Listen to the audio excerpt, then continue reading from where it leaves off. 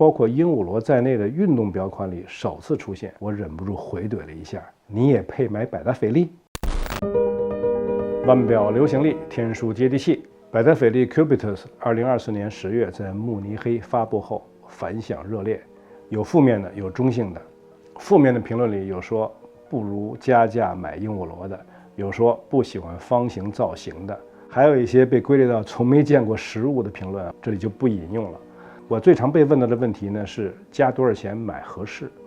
今天我简单跟你分享一下这款表怎么样，然后对于你可能关心的能不能买到，甚至是加多少钱合适，也一并回答。百达翡丽爆款之一鹦鹉螺2021年停产，而早在2019年，百达翡丽就开始了一个新的项目。你可能会认为是鹦鹉螺的替代，但百达翡丽不这么想。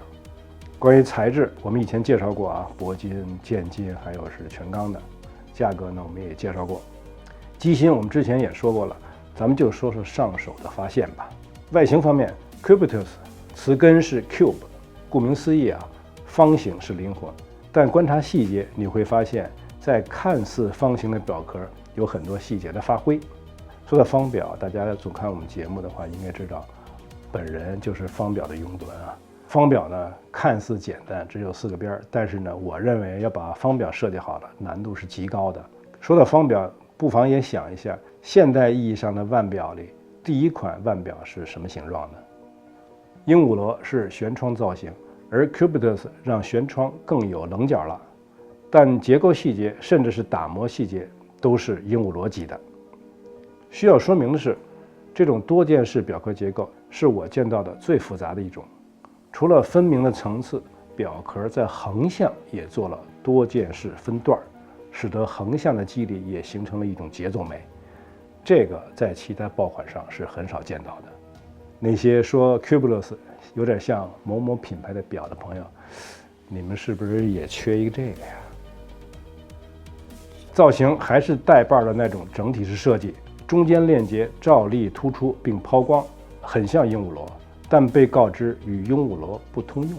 针对鹦鹉螺藏家反映的带扣开合问题，我专门试了一下，不论是钢款、剑金款还是铂金款都非常好用，开合手感清晰，阻力适中。厚度方面，3款表的厚度控制得很薄，对百达翡丽你别担心厚度问题啊，他们比你更执着。所以方形表壳加上8毫米多一点的厚度，在很多场合当正装表带是没问题的。铂金表款因为加了复杂功能，所以比大3针款厚了0.7毫米。这个新增的复杂功能啊，可不是星期、月相、小秒针啊，而是大日历。没错，这应该是包括鹦鹉螺在内的运动表款里首次出现，动用了7个专利。这个大日历啊，它是2个日历片，2个日历片是同平面的，但仍然在2位数之间出现了一个中框遮挡。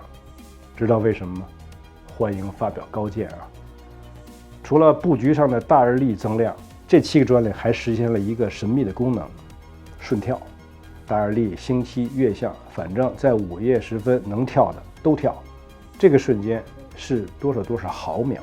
实际施来的感觉，这款表确实有点大，毕竟是45毫米啊，而且是方表。